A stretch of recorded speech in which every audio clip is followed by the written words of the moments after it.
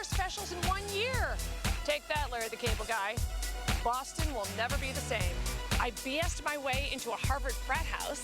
I trolled for hot nerds outside the MIT bathroom. I considered running for governor. And you don't even want to know what I did on that park bench. Why 4 specials in 1 year? 3 words, Bristol Palin's chin. Ladies and gentlemen, here she is, the hilarious Griffin.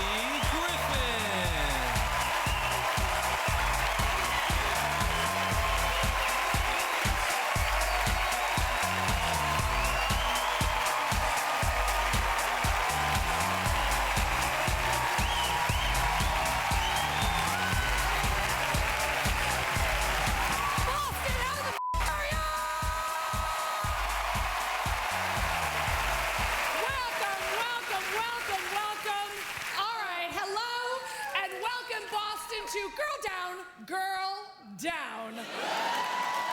All right, now I admit this is a drag queen expression, so any drag, not that there are any gay people here. What, there's a couple? Yeah. Anyway, I love this expression because it's when a drag queen falls off her heel. And then my gays and I make fun of her and just say, girl down. So we've all had those kind of moments. Anyway, welcome. We have so much to cover. I love your beautiful city, Boston. You live in one of the greatest cities in the world. You know it. You know it. We have to talk about Bristol Palin's chin.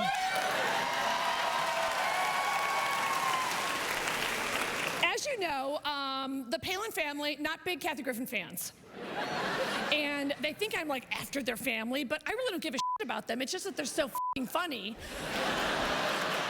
I mean, everything about them is funny. Oh, you betcha. So anyway, Sean Hannity, that f***ing tool, Sean Hannity asked Sarah Palin, what is it, how do you feel about comedian Kathy Griffin playing a version of you on Glee? And then Sarah Palin looked right in the camera, and it was so great because she goes, you know what? If Kathy Griffin wants to make fun of me, she shouldn't make fun of me and my family. She should come to Alaska and make fun of me. Come on, Kathy, you come to Alaska and make fun of me to my face. Come to Alaska, come to... All right.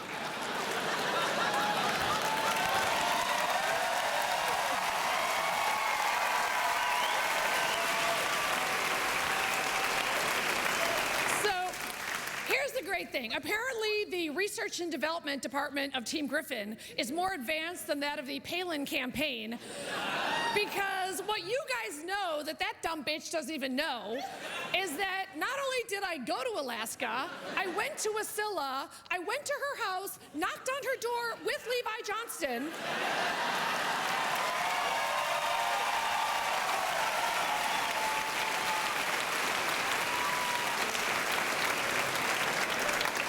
Television crew, so this was no secret.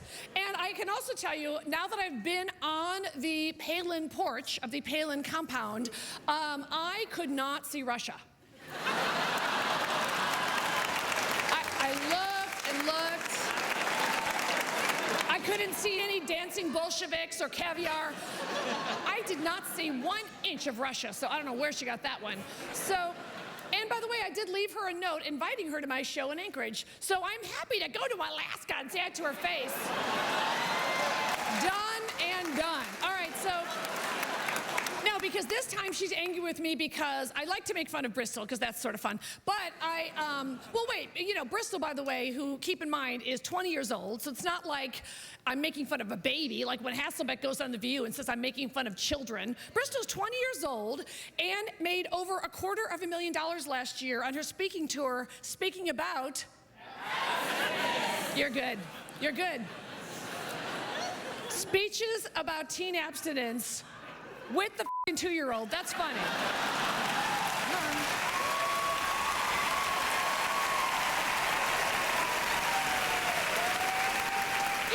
You guys made $250,000 when you were 20. And now she just bought a 4-bedroom house in Arizona, which she paid for cash.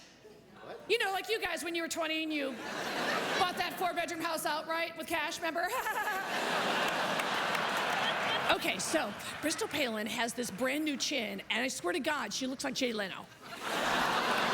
Your very own Jay Leno from Andover, right? Andover? All right, but it's like she took a picture of Jay Leno, went to the dentist, and said, "Can I have this?" It's really, I mean, I'm just saying, it's like out there. But the comedy comes in her statement. So may I read you her statement directly? Okay. Got my little notes. Okay, so Bristol Palin said, "I had corrective jaw surgery." Let's just take a minute. Not a chin implant, corrective jaw surgery. Yes, it improved the way I look, but this surgery was necessary for medical reasons. No, that's true. Like when I had my first facelift, it was because I was fighting scurvy.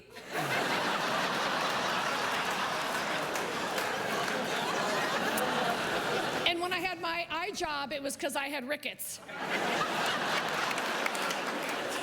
And it was for medical reasons, so my jaw and teeth could properly realign. Who did she blow last night? Oh, seriously. I got you, gays. I got you. I got you. Can I tell you some of my misadventures that have happened just since I arrived in Boston? Okay, great. So, you know, I'm a Chicagoan, so it's kind of similar, so I just love it here. All right, so I'm a big walker, right? I love to walk, and I love to eat. So it's a great food city, as you know. So I went to Pizzeria Regina, which... Great meal there, and then I dragged my friend Jack on a walk to Cambridge and back, and then I get the brilliant idea that I should be, because I'm single again, so I should pick up like a hot brainiac guy. So I don't know if you saw the picture that I twatted on my Twitter. You might want to check it out. Please follow me on Twitter because my twats really have a lot to say. My twat has always been busy, but now she's talking and traveling the world. She's like a Zagat guide for penises. Anyway, so I very proudly, because I have class, you might want to get out a notepad, I took a photograph of myself outside the MIT men's room. Because I thought, you know, eventually these guys got to come out and somebody will me. And then when I didn't get laid, I quickly went to Harvard. And, oh, I don't mean I'm Tyra and I went to Harvard. Like, I don't want to take a class, I just want to get laid. And so we were walking through the campus and handing out roofies, and then Tiffany said, well, you know, what should we say that we study here? Because I just kept saying, "Hi, I'm Kathy, I'm the new sophomore." And, which really no one bought. And then she said, "What should we say as our major?" And I just panicked and said, "Bolivian literature." Sounded like something they would do. And we went to the t-shirt shop and just bought like 50 t-shirts. So now we're gonna go throughout the country and try to tell people we went to Harvard. Who's with me? Okay, good. Yes. And then when I got home, this is so corny, but I decided to watch The Town in the hotel again, whichever. I love that movie. I'm sorry. I love it. And it's not that I love Ben Affleck, I love his character. So now my new thing is maybe not a Harvard brainiac, maybe I need a up townie.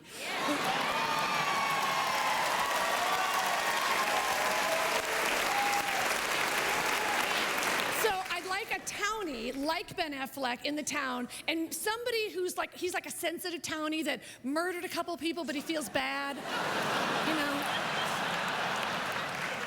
So believe me, I have all sorts of Boston material that I've been working on since I got here a few days ago. All the local haunts I've been terrorizing, but, oh, terrorizing. Wait a minute. What about Bin Laden having all that porn? The idea that he is whacking off to the Kim Kardashian Ray J porn. But that is some funny shit. Oh, Kim, you are looking good today. Said, well, I was just wondering, were you born a bigot or did you grow into it?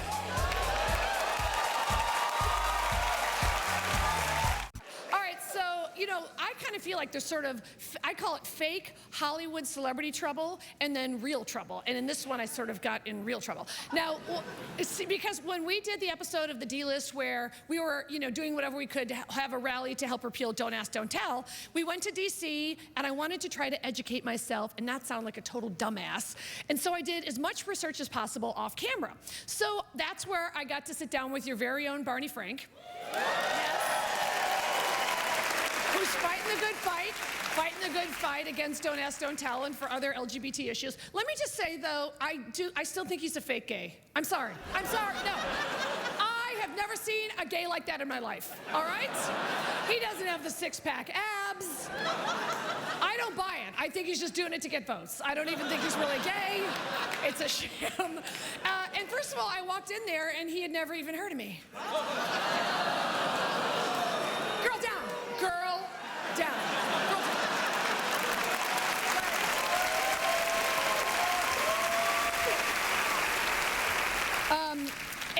And so I got invited to, as a +1, to not the fancy smancy White House Correspondents' Dinner, but kind of like the D-List one, which is, I think it's the radio and TV one or something.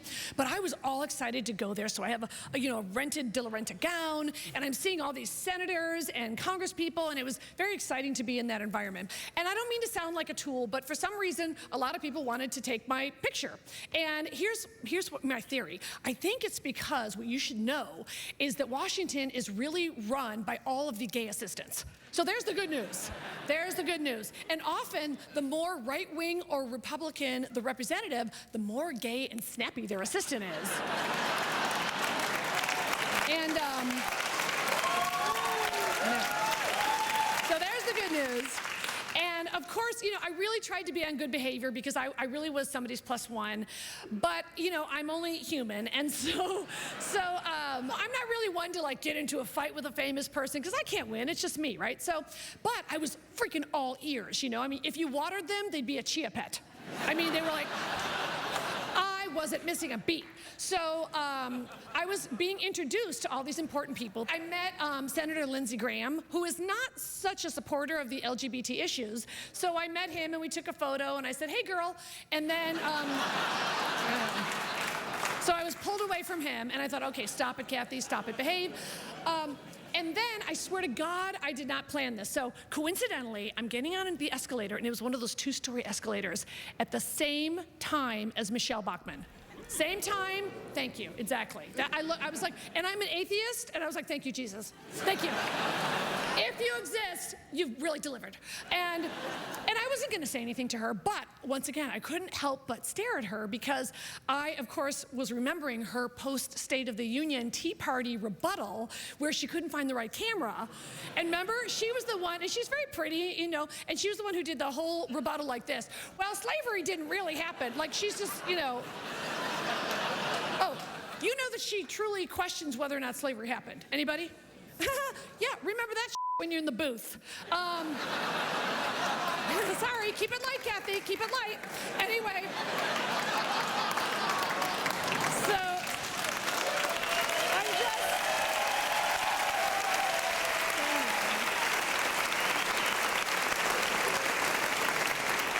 All right, so I went, I was just pretty much right next to her, and I looked at her, and she looked at me, and she must have thought I was Kathy Lee Gifford or something, because she clearly didn't know who I was, but she must have recognized me or something, and out of the blue, she turns to me and she says, oh my goodness, what are you doing here? Like that. And I wasn't gonna start anything, but I just looked at her, and then I noticed her assistant turned on a flip cam. Now, here's the deal. On My Life on the D-List, we didn't punk anybody. If somebody was going to be on the show, they signed a release, they wore a microphone pack, they knew when they were being filmed. I don't roll like that. I don't punk people.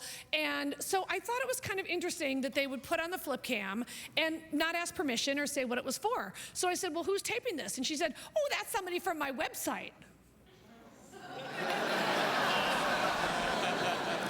So I said, well, Congresswoman, I'm actually having a rally Friday in Freedom Plaza to help repeal the military's Don't Ask, Don't Tell policy. May I count on your support?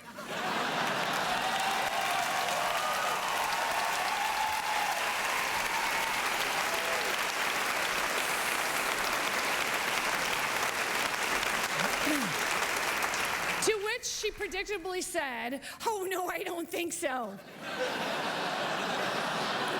So I look at the chick with the flip cam who doesn't have the smarts to turn it off.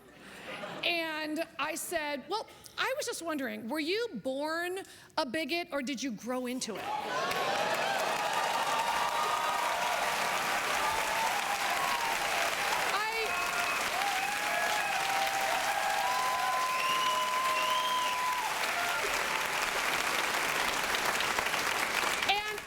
Okay, so, are you ready for the answer? Well, that's a good question. I'm gonna have to think about that.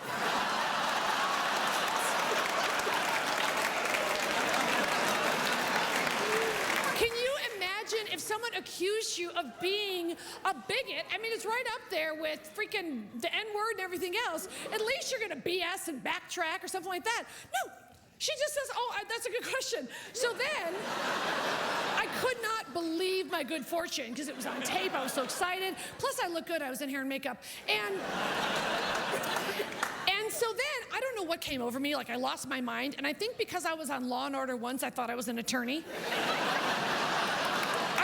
I really lost it because I actually said, "Let me rephrase."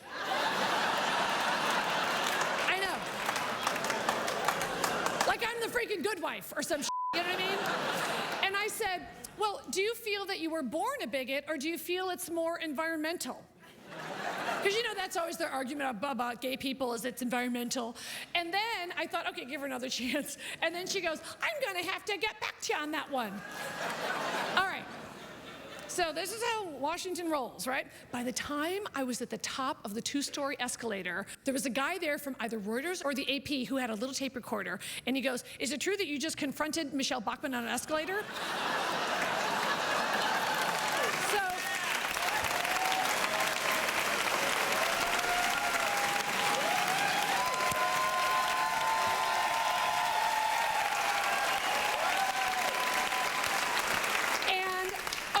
I was in heaven. I said, "Yes, as a matter of fact, I told her about a rally I'm having to help repeal Don't Ask, Don't Tell." And I asked her if she was born a bigot or she just grew into it. And you know what she said? She said it was a good question. She was going to get back to me. Then I asked her if she thought it was genetic or environmental. And she said she'd think about it.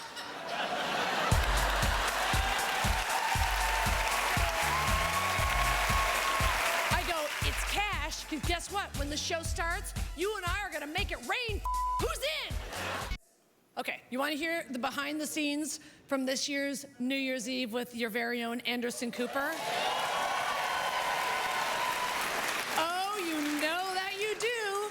All right, so here's the deal. At this point, he's like a superhero. He's not even a person anymore. It's ridiculous.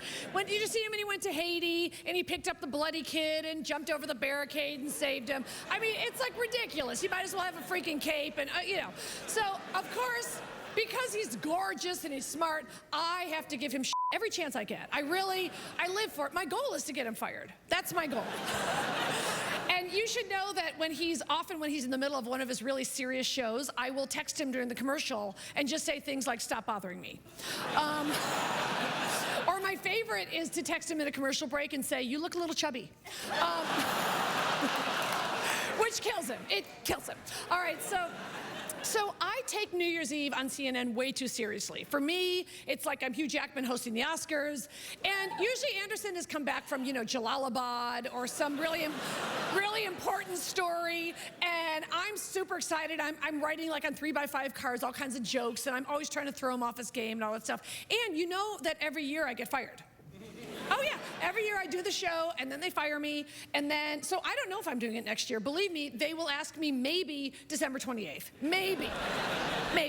But I can't help it. I love it and I love him. And so I signed something this year that I've never done, but I would only do it for him because I love him so much, which is I signed something saying that if I swore again, I would, number one, not get paid. And you know, my inner Susie Orman, I could hear her, "Girlfriend, you are not to swear and not get your check this year, girlfriend. You are denied." I mean, so, you know, I had that voice. And then this year they had a new caveat saying that if I swore, not only would they not pay me, they were going to actually yank me from the air live like a hook in vaudeville. Oh yeah, so you would just come back from commercial and it would just be Anderson squinting. in a Ralph Lauren suit. All right, so what I learned was that if I come up with an idea that I feel could be what I call a water cooler moment, because, you know, it really is just the two of us shooting the breeze for 90 minutes. So we can't really compete with like the big production shows and stuff. So I'm always trying to think of something that people can be talking about. So here's my genius idea. Okay, do you guys know what making it rain is? Okay, so the rappers do it, like Lil Wayne does it when he's not in prison. And what happens is, the rappers do it, and they have a fan on stage, and they have a bunch of cash, and they go, make it rain, and they go like that, and then cash goes out, and everybody's super excited. So I thought it would be really fun to, as soon as the broadcast started, that Anderson and I would make it rain over Times Square. Never been done, and you know Seacrest doesn't have the balls. She's not gonna think of that. And so...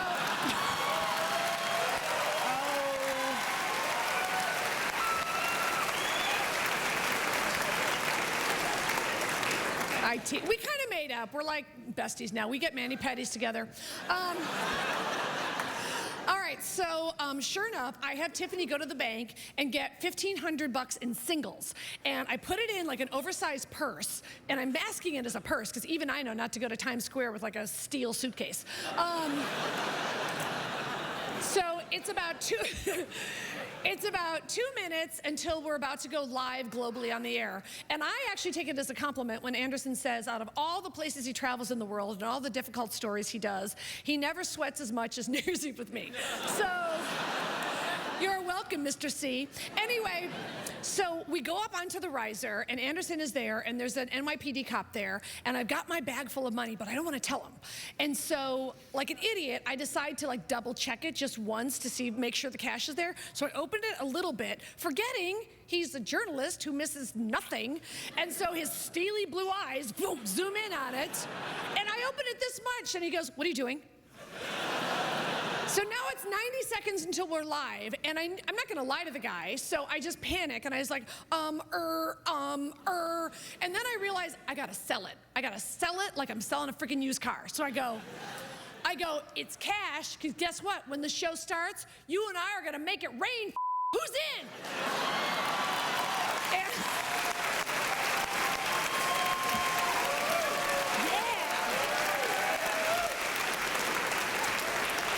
he goes, let me get this straight. There are 500,000 people here drunk in Times Square. We're on risers that are very, very shaky, and you want to throw cash into the crowd during a recession.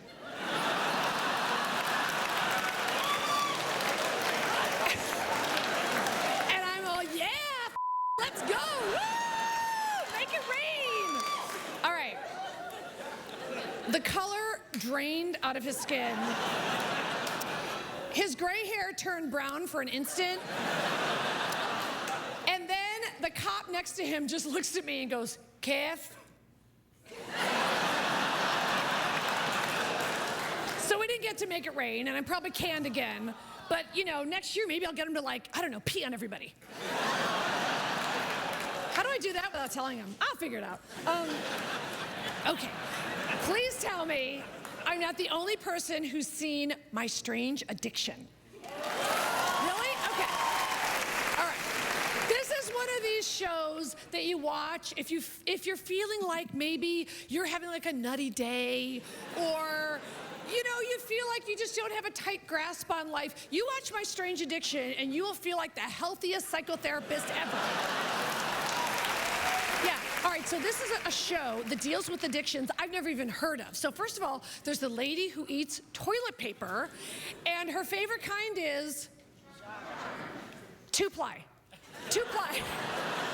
Because naturally, you know, twice as much for your meal.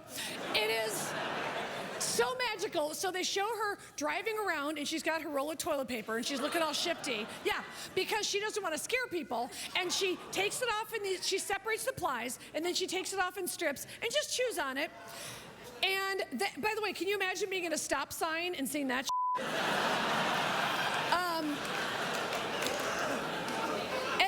And by the way, she's been doing it for 20 years. How the hell is she still alive? Suzanne Summers is mad at me when I have a diet soda, and this bitch is eating toilet paper for 20 years? And the best part is, what I love about it, it's so gratifying, is that on My Strange Addiction, no one ever gets better. Oh, What about the lady who eats her sofa? Okay.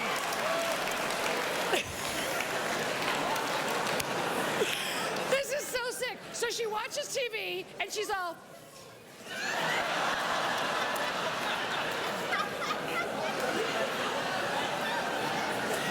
and no throw pillow is safe.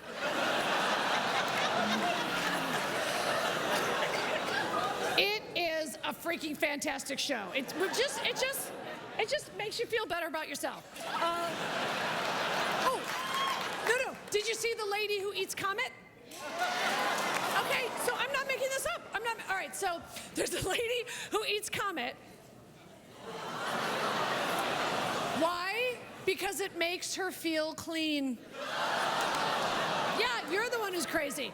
And so the best part is there's always a great moment where the psychiatrist comes and talks to the person about why this habit is detrimental to them. And the great part is they're always shocked by that. So there's a lady eating Comet, and the doctor's like, well, you're basically gutting your entire body and all your organs. And she's like, what? You're nuts. This is peppermint. He's freaking scary. I mean, he really is, when he's not winning, he's scary. Guess who I ran into last week at a restaurant? Kirstie Alley. All right, so I love Kirstie Alley for all the obvious reasons. You get it. All right, so, no, I love anybody who just, how shall I say, appears to be cuckoo. I'm fascinated by Kirstie Alley for all the normal reasons. My favorite is that she took millions of dollars from Jenny Craig and then gained the weight back. That's funny. I mean, that's just funny no matter how you slice it. So sure enough, you know, she goes on Dancing with the Stars, and I think she actually did really well. I mean, I think she's a very good dancer, and she looks beautiful, so good for her. She doesn't care for me, but I don't need someone to like me for me to like them, so I still like her anyway. And of course, I'm fascinated by all Scientologists, and you know, I don't know if she trained for Dancing with the Stars like on Pluto, or just ran around the rings of Saturn until she got into better shape. But the point is, she obviously looks much better now and stuff. So sure enough, last week, I go to this famous restaurant in Beverly Hills called Mr. Chow's. And that's where all the paparazzi go, and that's why I went. So I walk in and all the paparazzi are there and they take my picture, but there's too many of them. So I go, who's really here? And they're like, oh, it's for you, Kath. And I was like, yeah, cut the shit. So I walk in, and there's George Clooney at this table. I know, big time, big time. And then there was what I lovingly refer to as the Scientology mafia table. So it was Kirstie Alley and her minions, and then Kelly Preston. Thank you for getting that. Thank you. All right, so you know the backstory on Kelly Preston, right? Because she's now currently married, of course, to John Travolta, which we all know, who was not at the restaurant with her because he probably was, you know, somewhere else. So anyway, but the story is, do you know who she dated 20 years ago? Charlie Sheen. Winning. All right. So what I thought was interesting is all these years have passed. She's married to this, you know, global superstar, movie star, and yet she goes to, and this alone to me is funny, she goes to the opening of Kirstie Alley's store where she's selling her diet drink. I'm gonna just let that one sit there for a second. Okay, so, and then they interview Kelly Preston on the red carpet, and then she says, Charlie Sheen is a great man. Now, I don't know if he has pictures of her a donkey or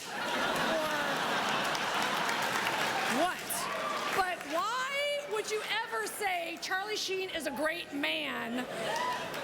Oh no, I think he's freaking scary. I mean, he really is, when he's not winning, he's scary. Hashtag.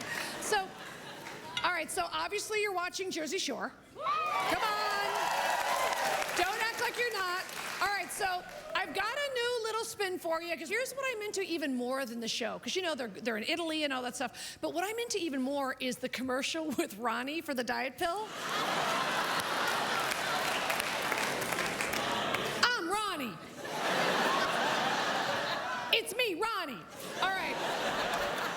I don't know if he's illiterate or what, but what's and by the way, let me just say, I think Ronnie's a little, how shall I say, tightly wound.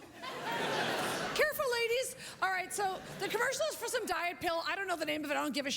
The point is, Ronnie is like, he's in front of like some sort of tarp with the name of the product, and he's got his sunglasses on like he's, you know, going to the freaking Golden Globes. And he just walks in this fashion.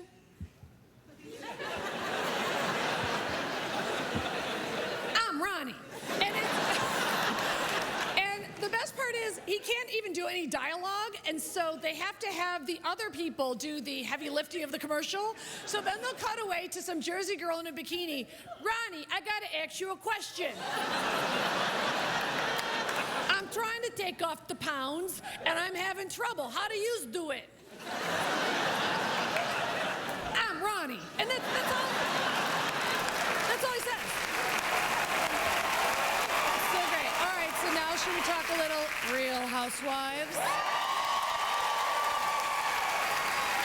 Oh my God, you guys are the best. All right, so first of all, of course, I love them all. I love every city. I watch every city. But I have to tell you, I have a favorite. It's hard for me to choose a favorite, but mine would be from Atlanta, and her name is Phaedra. Really? Okay, so here's the deal. Now, I kind of feel like I helped discover Phaedra because I recall a cameo that she made on another show called Being Bobby Brown. Perhaps you remember that show, which I still maintain is the greatest show in the history of all of television and film combined. You want it? Bobby!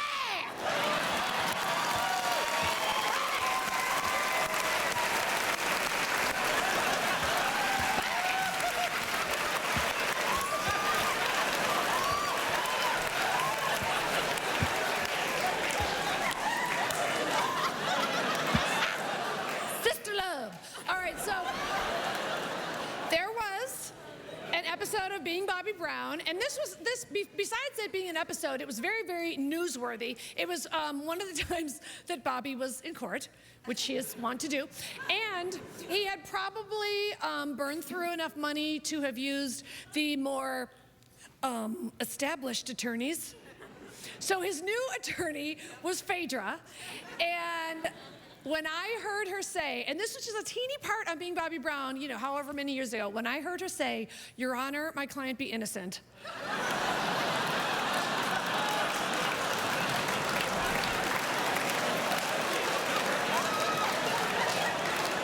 I fell in love. So then when I heard that Bravo signed her up for Real Housewives, I was like, score. But the great thing is, I don't know how she's an attorney. I'm gonna need to see documentation. That's all. I'm sorry. But when she does the sit-down interviews, the stuff that comes out of her mouth is so genius. At one point, she said, because you know she was very pregnant for season 1, and the big scandal was she was saying she was 7 months along, but clearly she was 9 months along, but didn't want to admit that she had had sex with the husband, ex-con, who had served 6 years in prison, and I guess didn't want to admit that she had had sex before marriage because her whole thing is that she's an old-fashioned Southern lady. But the great thing about it is that when she can't find a word or something, she always falls back on her old-fashioned Southern lady upbringing. And so she was sitting there pregnant, and she said, I don't know, I don't even know if I have that. What's that new word they use now? Because when she can't find a word, she acts like it's a newfangled word that the kids are using. What's that word they use now? Maternal instinct? All right. So there's a great scene where she and the husband, Apollo, who, by the way, I think is hot. So I don't, right? I don't know what he did. I don't really care. But you know, so she's with him, and they're having the kid together. And then remember that scene where they were having some sort of fakakta marriage counseling? They were sitting down, and then Phaedra was saying, I'm an old-fashioned Southern lady, and if I have to, if this baby gets out of line, I will whoop this baby. You're gonna whoop a baby? Like, what year is this, honey? All right, So anyway, then the ex-con badass husband Apollo says, hold on, I was in prison for 6 years, and what I can tell you about being in a culture of violence for 6 years is that violence begets violence. We are not whooping a baby. And then Phaedra gets all thrown, and she just goes, the Lord work. And I don't know what that means, I don't care. So whenever she gets thrown, she just goes, the Lord work.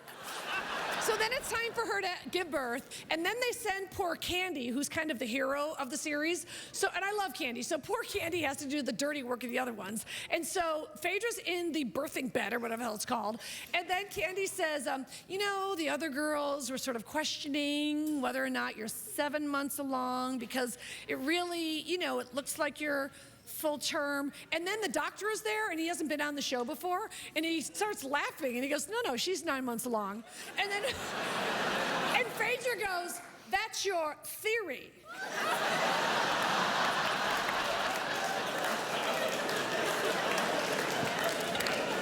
To which I say, the Lord work. All right, and then I love the Lord. Okay, then the other one was she has the kid. The kid is beautiful and fine and perfect. And then she's got the kid at home. And then of course her gay Dwight comes over. Yes, and you know Dwight, he likes to stir the pot. Stir the pot. So he comes over, she's got the baby, everything's going fine. And then he starts saying that the other ladies are all talking smack about her. And then Phaedra said this line that I will put on a t-shirt, which was, why they gotta be all up in my Kool-Aid?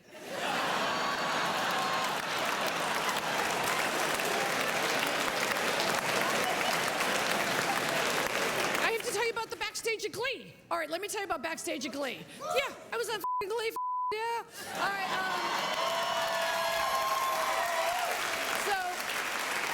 So normally my mother is of course furious with me because I make fun of all the people she loves. I make fun of Fox News and her boyfriend Bill O'Reilly and why can't I be blah blah. All right, so sure enough, I get this little part on Glee, and so they had a lot of extras, right? So they had to pay people to be in the audience and sign confidentiality so they wouldn't give away who won and all that stuff. Except that there was a brand new fresh face in the pool of extras named Maggie Griffin.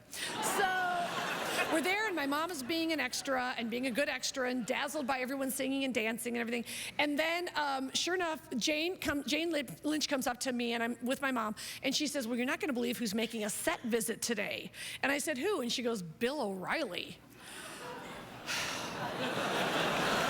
I do not care for Bill O'Reilly. I think he is a sham and a tool, but there you go. But my mom loves him, and I can't help it. Old people love their Fox News. What are you gonna do? So I said, okay, Mom, and this was hard. I was like, okay, I gotta tell you something. Turns out that Bill O'Reilly is here visiting. I didn't finish the sentence, and her first response was, oh, Jesus, how's my hair? Like it's a date. So my mom thinks she's on a date now with Bill O'Reilly. What a lucky, lucky lady. Anyway, so I said, well, Mom, here's the, the bad news is O'Reilly's up in the balcony, and it's an older theater, and they don't have an elevator. So I don't know how you're going to, my mom hasn't done stairs in a long time. I hadn't even finished the sentence. And my mom, who has not walked upstairs in 10 years,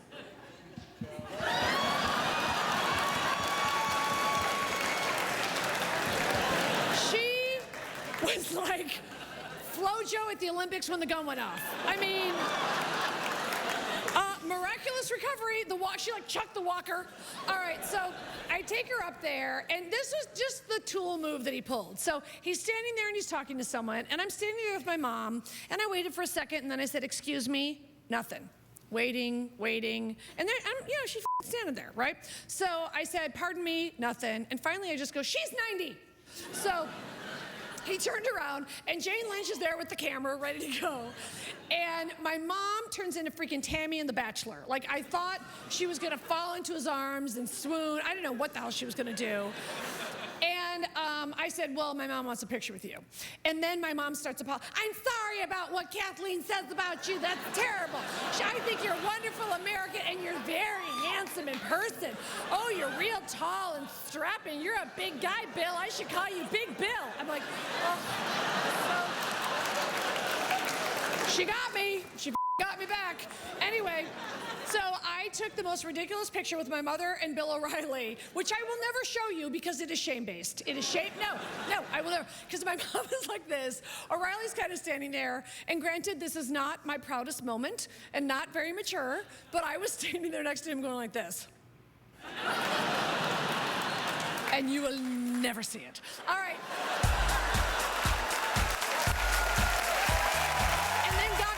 Goes, do you remember the lady at the end? And I was like, excuse me, you mean the deaf chick who got so f***ed up that she passed out right on the floor?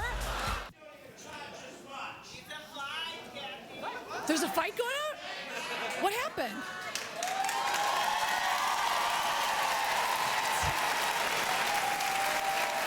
Is it a townie versus a toonie? Is it Ben Affleck? I'm in Boston now. Wow.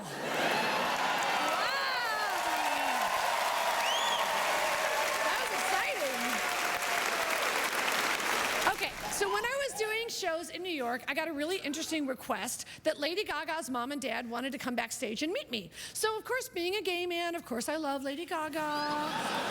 You know, of course, we were born this way. I get it. I love her. And so I was very touched by that. So they came backstage, and they were really nice, and her mom is really pretty. And then her mom said to me, you know, I sat a row behind you at Gaga's show in D.C., but I didn't have the nerve to say hi. And I said, oh, my gosh, you should have, of course. And then I said, do you remember who was in the row in front of me? And she goes, oh, yes.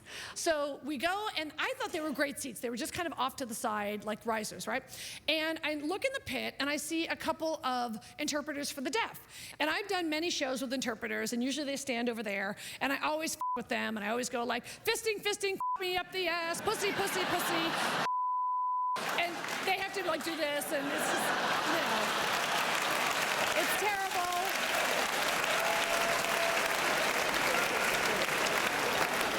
It's what I call an icebreaker. And so I felt like I had hit the jackpot, right? Okay, so here's what I did not anticipate, but was delighted to see. They partied harder than anyone in the whole place. I mean, anyone. So they're drinking and drinking and drinking, and I'm watching them as much as I'm watching the concert. And then Gaga's mom goes, do you remember the lady at the end? And I was like, excuse me, you mean the deaf chick who got so up that she passed out right on the floor? Girl down. Girl down. A deaf girl down? Thank you. You have been so